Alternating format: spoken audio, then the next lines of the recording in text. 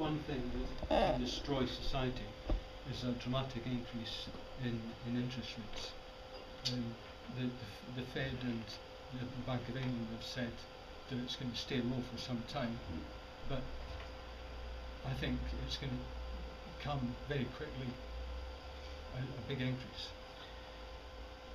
I was more worried about that, I think, about 12 months ago, but I think that all the signs of being lower for longer because of this simple factor. If you're a politician, you have to somehow get rid of that debt.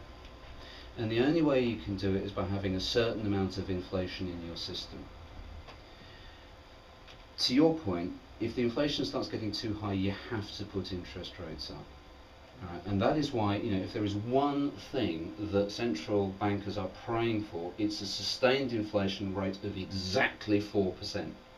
So if those interest rates start kicking up too soon, of course, and we're all in debt, then all we see is our payments having to go up in line with that as well, and that would certainly begin to strangle off any sort of potential for growth. And I think that's a real balance that we're trying to find at the moment is on that. And the first increase is going to be absolutely huge, isn't it? We're starting at half. If they increase by half, we're at 100% increase in interest rates. And I mean, again, it's Gentleman's question at the front here, and I know this thing changes every day, but futures are pointing at interest rates to the first move being January 2015 in this country.